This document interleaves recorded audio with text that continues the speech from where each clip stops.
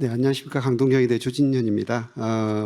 실은 박찬희 원장님께서 다 팁을 일단 말씀해 주시고, 실은 박찬희 원장님이 굉장히 경험이 많으시거든요. 그래서 아마 팁 모든 걸 다 해주셨는데, 제가 뭐 약간의 팁만 좀 더 말씀드리도록 하겠습니다. 비나 씨는 잘 아시다시피 이게 그 한 10초 정도에 빨리 폴리머레이션이 되고, 그 다음에 약간 이물감이 없을 정도 플렉서빌리티가 있고, 엠볼리제이션을 막을 수 있는 비스코시티를 가지고 있습니다. 그래서 하게 되면 나중에 굉장히 강한 본딩 이펙트가 있는데 한 400ml 머큐리 정도의 그 정도의 본딩 이펙트가 있겠습니다. 그래서 결과는 전체적으로 뭐 비디오 세션이긴 한데 중간중간 팁을 비디오 말씀드리고 서론을 좀 말씀드리도록 하겠습니다.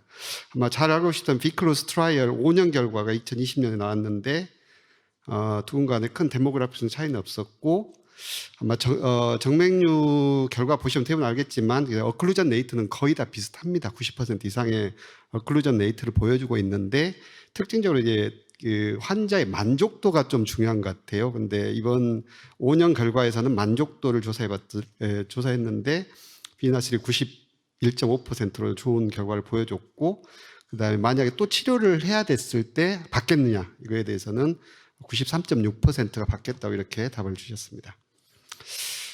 저희가 이제 이 비나셀과 스트리핑 두 군간의 RCT를 진행을 했었고, 올해 이제 발표가 됐었는데요. 비나셀과 스트리핑 두 군간에 보시면 스트리핑 그룹이 약간 다이미터는 크고, 클로저 레이트는 둘 다 뭐 클로저 레이트, 스트리핑은 이제 없는 거, 베인이 없는 거게 되겠죠. 중간에 뭐 리커된 건 없었고요. 차이는 페인 스코어, 액티모시 스코어가 비나셀 그룹에서 더 좋았습니다. 이제 기존 비나실은 뭐 이거 많이 사용해 보셔서 알겠지만 이런 패키지로 있었고, 새로운 비나실 뭐 큰 차이는 없을 것 같지만 디바이스 변한 거에 따라서 약간의 팁을 좀 말씀드리도록 하겠습니다. 새로운 비나실 뭐 패키지만 보면 큰 차이는 없어 보이고, 근데 크게 바뀐 것은 보면 가이드 와이어가 좀 바뀌었습니다. 가이드 와이어가 스트레이트 팁으로 바뀌었었고, 그 다음에 블루 카테타, 앞서 박찬희 원장님 쭉 보여주셨는데 블루 카테타의 마커가 조금 더 선명해졌습니다. 그래서 뭐 노안도 오고 그러는데 좀 더 선명하게 볼 수가 있을 것 같고, 그 다음에 딜리버리는 그 전에 몇 개 박스가 돼 있었는데 하나 박스로 이렇게 딜리버리를 하고 그러면 바뀌었고요. 그 다음에 이게 좀 포인트인 것 같아요. 옛날에는 3cm만 한 세그먼트만 치료했었는데 크게 세 세그먼트까지 한 번에 치료할 수 있다는 점이 바뀌었었고요. 그 다음에 디바이스 리무벌 박찬희 원장님 방금 말씀해 주셨습니다. 이렇게 크게 5가지가 바뀌었는데요. 바뀐 거에 따라서 팁을 좀 말씀드리도록 하겠습니다. 기존에 이게 이미 쉐이핑 된 것은 토크를 거의 안 먹거든요. 근데 스트레이트 팁이 되면서 만약에 토처스티가 없으면 그대로 밀어넣으면 잘 들어가고요. 만약에 토처스 하다 그러면 쉐이핑을 좀 주면 되겠습니다. 그래서 저는 이제 새로운 비나스를 할 때는 박스 꺼내자마자 바로 쉐이핑을 하거든요. 쉐이핑을 하게 되면 조금 더 이게 그 꼭다리를 이용해서 약간 쉐이핑 이 정도로만 살며시만 쉐이핑만 해주게 되면 톨처스는 거의 다 극복이 되겠습니다. 한번 보시면 약간 애뉴즘 체인지가 있는데 보시면 여기가 잘 안 들어간 경우가 있거든요. 근데 기존은 토크가 거의 안 먹습니다. 근데 쉐이핑을 이렇게 해주게 되면 쭉 따라 들어가고, 정션 레벨에서도 이렇게 쉐이핑 방향 틀면서 쭉 들어가게 되면 방향이 이렇게 가죠. 이렇게 그러면 조금만 돌려주게 되면 이렇게 정션 부위에서도 어렵지 않게 들어갈 수가 있겠습니다. 그래서 쉐이핑을 하시게 되면 굉장히 유용할 것 같고요. 그 다음에 이제 마커가 좀 선명해서 훨씬 보기 편해졌다는 거. 그 다음에 멀티플 세그먼트. 기존에 한 번 3cm 간격으로 했었던 게 이제 3세그먼트까지 한 번에 할 수 있다는 그런 게 굉장히 큰 장점인 것 같습니다.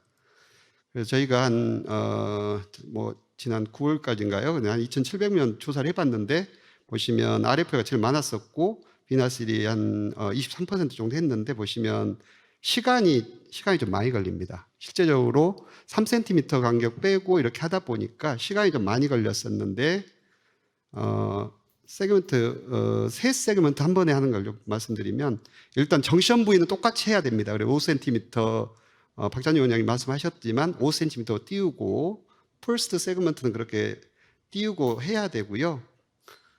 그 그 다음에 첫 번째는 프록시말 누르고 뽑고 한 번 쏘고 하고 두 세그먼트 했죠.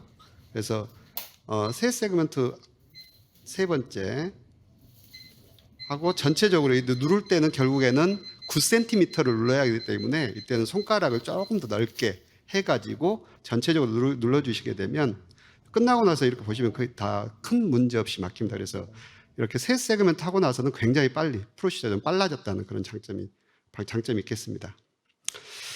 컴플리케이션 이것도 박찬희 원장님께서 말씀해 주셨는데 크게 뭐 이게 그 패키지에 나와 있는 어떤 컴플리케이션 전체를 다 보여드렸는데요. 실제적으로 우리가 걱정하는 것은 알러직 리액션 혹시 뭐 플레바이티스 뭐 같은 맥락일 것 같고요.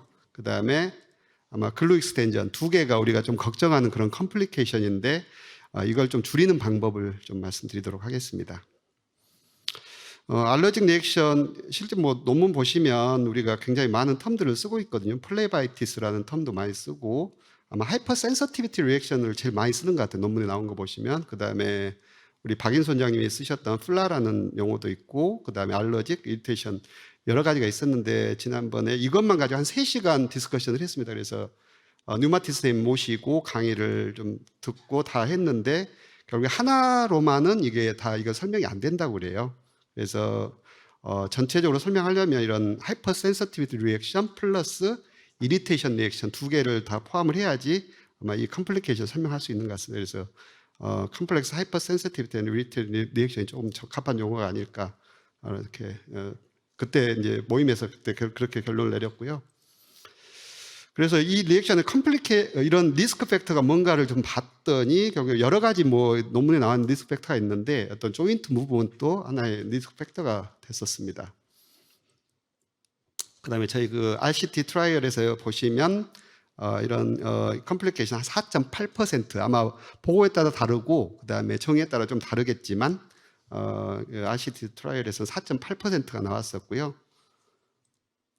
그래서 이제 이걸 좀 줄이는 방법이 없지 않을까. 이것도 방금 박찬희 원장님께서 말씀해 주셨는데 뽑는 방법, 리무벌 테크닉으로 좀 줄일 수가 있을 것 같습니다. 그래서 옛날에는 화이트 카테터 마지막에 누르면서 뽑았는데 블루 카테터를 베인에 두고 화이트 카테터를 좀 뽑게 되면 이 글루가 블루 카테터에 다 모이게 되겠죠. 그래서 결국에는 서브큐테니어스 티슈에는 남지 않는 그런 테크닉이 되겠습니다. 다시 한번 보시면 결국에는 마지막 샷하고 그 다음에 이게 화이트하고 블루를 카테터 연결한 걸 이대로 뽑게 됩니다. 그래서 블루 카테터는 베인 안에 있고 화이트를 뽑게 되면 결국에 화이트에 묻어있는 글루가 블루 카테터에 모이게 되겠죠. 결국에는 그런 다음에 블루 카테터를 딱 뽑게 되면 결국에는 다 모여서 서브큐에는 남지 않는. 왜 그러냐면 서브큐에 이 글루가 좀 남게 되면 아무래도 이런 리액션이 많다고 하니까요. 그리고 이제 나중에 플러싱을 해보면 이렇게 이런 블루 카테터 나오게 됩니다. 그래서 아까 또 우리 박찬희 원장님께서 약간 아스피레이션 해는 좋은 테크닉을 보여주셨는데요. 아스피레이션 해내게 되면 이 블루 카테터를 반대쪽에 사용할 수도 있겠습니다. 또 하나 우리가 걱정하는 컴플리케이션은 글루 익스텐전인데요. 예, 아마 뭐 엔도비너스 글루 인두스라고 이렇게 정의를 좀 해봤는데 글루 익스텐전을 좀 걱정하는 것 같습니다.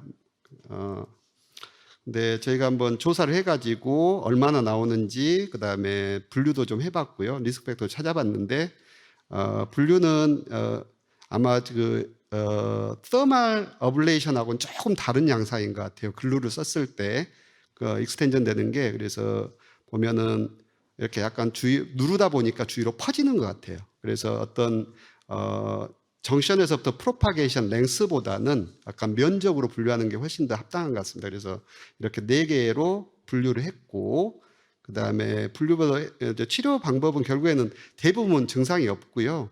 그레이드 3 정도가 되면 결국에 플로우에 디스터번스가 생기기 때문에 이때는 숏텀 엔티코아굴레이션이 필요하겠습니다. 줄이는 방법을 뭔가 좀 찾아보려고 리스크 팩터를 찾아봤는데 저희가 멀티베리트 아나리시스 해봤는데 다른 팩터는 다 안 나왔고요. 결국에 사피너스 베인 다이아미터 5mm 이하인 경우에 하나의 유의한 리스크 팩터가 발견이 됐는데 뭐 이론적으로 생각하더라도 결국에 베인이 작다 보면 쭉 누르다 보면 이게 쭉 밀려 올라가거든요. 그래서 그러지 않을까 생각이 되고요. 그래서 이제 또 하나 좀 나가서 그러면은 이제 작은 베인은 그렇게 되고 큰 베인은 어떻게 될까? 이렇게 또 좀 고민 좀 생각이 좀 들더라고요. 그래서 너무 큰 베인은 결국에 스탬플 랭스가 또 너무 많이 남아요. 너무 남게 되면 결국에 또 리커 위험성이 있어서 조사를 해봤는데 굉장히 재밌는 결과인데 리니어하게 나옵니다. 결국에는 다이아미터가 길면 길수록 스탬프 랭스가 길어집니다. 그래서 길어졌을 때 그러면은 조금 더 줄이는 방법으로 4cm에 떼입으면 어떨까 이렇게 해가지고 조사를 해가지고 다이아미터가 5mm 이상인 것은 4cm를 띄우고 그다음에 기존대로 했던 걸 프로페스 매칭을 해봤는데 4cm, 5mm 이상일 때 4cm 띄우더라 큰 문제는 없었습니다. 정리하시게 되면 아마 팁 트릭은 베나실이 약간 어드밴스 좀 더 좀 개선이 돼가지고 가이드 와이어를 쉽게 패스할 수 있는 그런 장점이 있겠고 블루 카테타 마커가 좀 더 비저블해졌고 그 다음에 트리플 세그먼트까지 하는 옵션 때문에 굉장히 빨라졌습니다. 아마 경험해 보시면 알겠지만 굉장히 빨라졌다는 그런 장점이 있겠고 리미테이션은 크게는 결국엔 리미테이션 두 개입니다. 두 개인데 아까 말씀드렸던 컴플렉스 하이퍼센시티브 리미테이션 리액션 이건 리캡처 테크닉으로 하게 되면 아무래도 좀 줄일 수가 있겠고요. 그 다음에 이짓 문제는 다이아미터가 작은 5mm 이하일 때는 조금 더 조심스럽게 하면 되겠습니다. 이상입니다.